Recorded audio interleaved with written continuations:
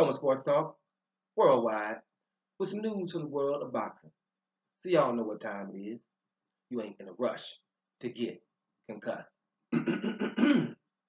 Y'all, let's take it to the middleweight division, right? And I think we having a fight which I consider to be almost a unification fight. And that's the fight that's being announced between your boy Daniel Jacobs versus Sergiy Derevyanchenko. And Sergiy Derevyanchenko is the mandatory, right, for Gennady Golovkin. He was the whole time, was trying to fight Gennady Golovkin on the 5th of May, and Gennady didn't do it. After that, then the IBF had to give him one more chance to fight Derevyanchenko. He didn't. He wants to fight Canelo. So they had to strip him. That means that title is vacant, the IBF title, and it's an important one in the middleweight division. And Derevyanchenko is the man. So Daniel Jacobs is the WBA mandatory right now, right? So he could just wait for the winner of Canelo Alvarez and Gennady Golovkin, right? And the winner of that's going to have to either fight Daniel Jacobs or the WBC mandatory, which is Jamal Charlo. So Jacobs could have just said, "Well, I'm going to stand pat. Somebody else can fight for that IBF title. I'm already the mandatory. I already proved what I could do against Gennady Golovkin. I arguably beat him. Like I said, the English feed had him winning. American feed had him losing by 1 point, which means that was a good fight, a good close fight, which, in my opinion, should have been readdressed, right? But it hasn't been. It hasn't even. Nobody even outcries for a fight like that. Ugh, boxing can be ridiculous, can it? Right? But okay.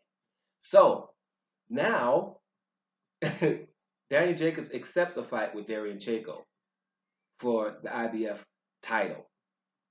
Great for boxing. Great for boxing. As if you ask me, this should be a unification fight. It should be for the IBF title, and they should already restrict Johnny Golovkin with the WBA and put that fight up because he's not going to fight Jacobs anyway after beating Canelo Alvarez. It's going to be a trilogy, and about 4 or 5 of them, because neither one of them are not going to fight anybody else. I've been saying it for the longest. I know it's getting tiresome. I don't see Gennady Golovkin fighting anybody other than Canelo. Not either of those 4 guys in the middleweight division that are formidable. We know who they are. They're the mandatories, Charlo and Jacobs, right? Derevyanchenko. Those are 3, and the other one is Demetrius Andrade, who everybody knows is dangerous. Though they're not fighting them, either one of these guys. Canelo either. If he were to beat Gennady Golovkin, what they're going to do is turn around again and say, oh, well, now we have a rubber match. It's going to happen. It's already etched in stone, in my opinion. I would like to be wrong, but I haven't been up until now, right? My wrong hat getting dust on it. I just wear it for GP lately. Because it's just, you can see through this. I mean, I don't know why people don't, but you get attached to these fighters and then you just won't see some of the glaring behavior. But at the end of the day, this fight with Derevyanchenko and Daniel Jacobs is going to be a good fight. It's a significant fight. It's a fight also where you're looking at Daniel Jacobs just being brave and trying to prove things right now. He don't got no time for all the playing around. He's been fighting undefeated fighters. And a lot of people say, well, who was that? Because you don't know somebody doesn't mean he's not significant. Doesn't mean you don't have a backstory. And undefeated is undefeated in every language.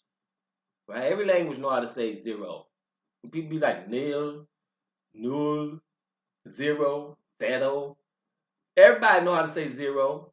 Undefeated is undefeated. If you have last 3 or 4 fights been against undefeated people, don't matter who it is, they undefeated. Right? And ranked high. Daniel Jacobs has been doing that. And that's after fighting Gennady Golovkin, who was, you know what people think about Gennady Golovkin. I'll tell you what they think about him. He's still up in people's number 1 or 2 pound for pound right now, after all that glaring behavior on May the 5th and all of his fights of late. So that's who that is. So when you fight him real good, you're supposed to be mentioned. So that's what's up with Daniel Jacobs. When it comes to Sergiy Derevyanchenko, like I said before, no one does Terrion Johnson like he does. He's 12-0, and as far as I'm concerned, I'm go back to what I always say: the Ukraine bring the pain. Period. Right? Once you say Ukraine, right, now I'm going to at least look at you with some respect if you're a boxer. Now he comes from Russia, but he did most of his time in Ukraine. Right? So it brings the pain, man. If it's Lomachenko, if it's Alexander Usyk, Vucek in the light heavyweight division, some bad boys. Right? Even the ones that we consider not to be so good, Shabransky and stuff, are still decent. You know what I'm saying? So when you're 12-0 and people don't want to fight you, and you're from the Ukraine, because Golovkin knows who this is, then you're something. Period. It's going to be a big win for either guy. I think Daniel Jacobs has a little bit more to lose here because he didn't have to do it. But I know what Daniel Jacobs thinking. Man, I ain't got time to be playing around. People gonna keep acting like Canelo was something better, something special in the middleweight division. What can I do about that? They saw what I did against Golovkin. Still don't want ain't forcing him to fight me. I don't have time to be waiting for these people or pundits to be giving me props, mainstream media, and all that. They don't have time. They're not doing it anyway. Let me keep on fighting, right? So that's what this is. Going to be a great fight. Only downside about this fight is that the trainer and Andre Rozier, right? He trains both of these cats. These guys are sparring partners and stuff like that. It's going to be hard for the trainer.